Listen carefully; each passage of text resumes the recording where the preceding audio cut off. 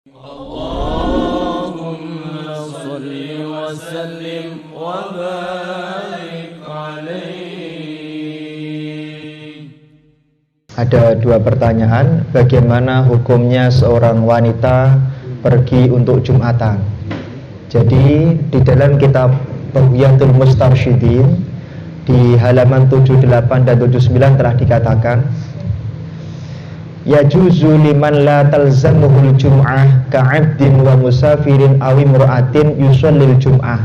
Boleh hukumnya bagi seorang perempuan, bagi orang-orang yang tidak diwajibkan sholat Jumat, kemudian dia ikut sholat Jumat.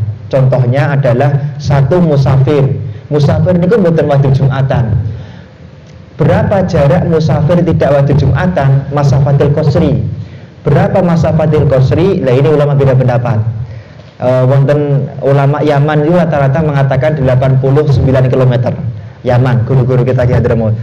Di Lirboyo itu 81,6 km. Begitu juga di Al-Muayyad itu juga 81,6 km. Tapi ada juga yang mengatakan 75 km gitu. Nah, ini terjadi perbedaan pendapat. Kalau di bawah 75 km belum kita temukan.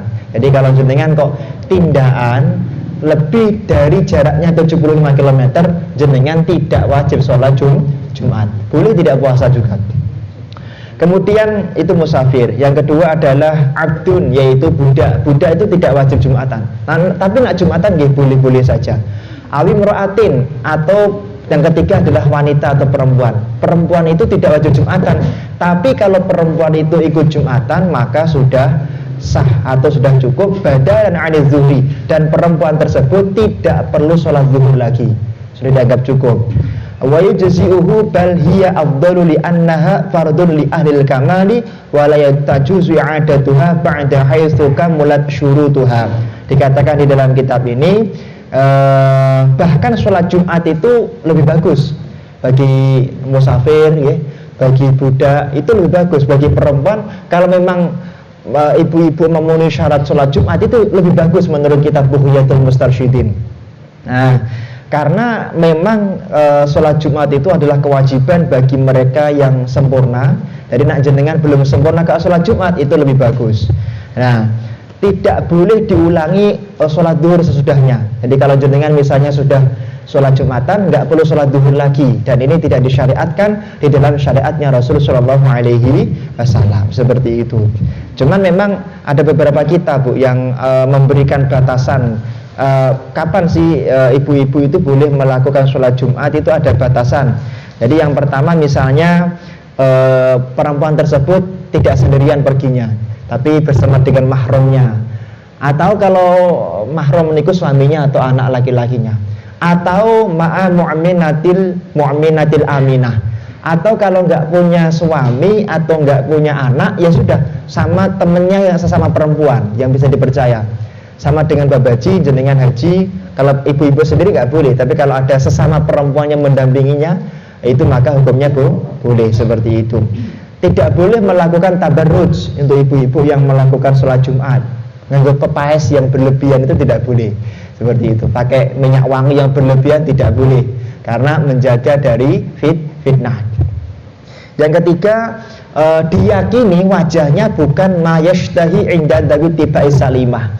Wajahnya ibu-ibu yang ikut Jumatan itu tidak membuat laki-laki itu melirik kepadanya gitu. Tapi nak wajahnya terlalu cantik dan sampai laki-laki pada melirik, maka hukumnya haram gitu. Jadi kalau ibu-ibu di sini saya kira standar semua itu. Nggak sampai melirik ya. Apalagi sudah sepuh, jelas-jelas itu diperbolehkan seperti itu. Nah, memang ada hadis di dalam kitab Nailul Autor jilid 3 halaman 226 bahwa al-jum'atu haqqun wajibun 'ala kulli muslimin fi jama'atin illa arba'ah. Jumatan itu wajib bagi setiap orang mukmin untuk berjamaah. Jadi kalau nggak sholat Jumatan hukumnya dosa besar. Bahkan ada yang mengatakan kalau 3 kali tidak sholat Jumatan maka yajibu 'audu syahadah, wajib untuk mengulangi syahadatnya kembali. Kecuali pada 4 golongannya. Pertama ada abdun mamlukun, budak yang dimiliki orang. Awim ro'atun, atau seorang perempuan. Khunsa, bagaimana khunsa? Ya, khunsa di sini sebagaimana dikatakan yang wajib itu laki, khunsa bukan laki-laki. Khunsa itu banci. Man lahu alatur rajul awin nisa wa laysa lahu alatur rajul wan nisa. Khunsa niku adalah orang yang punya dua alat kelamin sekaligus, laki-laki dan perempuan, atau enggak punya sama sekali. Itu khunsa. Nah, nanti kita bahas. Yang ketiga ada sobi, bocah cilik mboten wajib Jumatan.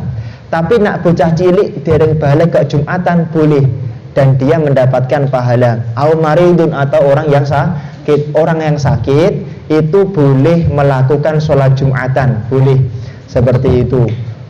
Tapi memang kita harus mengetahui bahwasanya Jumatan itu bisa sah arba'ina, harus ada 40 orang muqimina, yang muqim, yang mustautinina, mustautin. Harus ada 40 orang mustautin.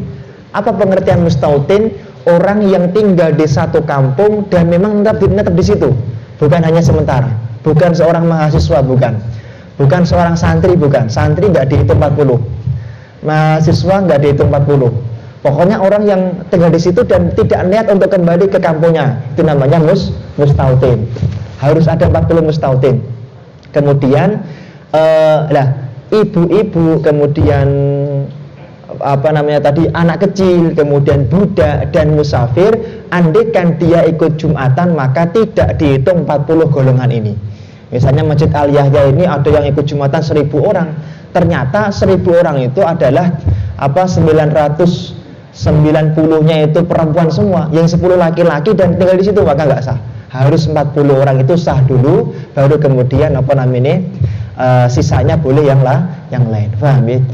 Termasuk misalnya ketika Anda junjungannya Jumatan, ternyata imamnya niku bawa najis. Ini sudah di luar pertanyaan. Imamnya bawa najis. Ternyata aku tadi imamnya bawa najis ya. Desa aku ada kotorannya. Maka andaikan makmumnya sudah 40, maka sholatnya tetap sah. Seperti itu. Tapi kalau makmumnya kurang dari 40, maka tidak sah. Kalau boleh kapan mengerjakan sholat duhur? Tolong, tidak perlu sholat duhur. Jadi kalau sudah sholat Jumatan, bagi ibu itu tidak perlu sholat duhur. Memang yang mentradisi di Kabupaten Grobogan ya, Tenggane Kulon itu ibu-ibu sholat Jumatan. Cuman yang ibu-ibu yang sudah sepuh biasanya Jumatan itu. Karena kalau yang muda-muda jarang sekali Jumatan. Sama nih hukumnya dengan sholat Id sama. Sholat Id, sholat Jumatan itu sami. Sholat Id nggih boleh, ibu-ibu boleh sholat Id.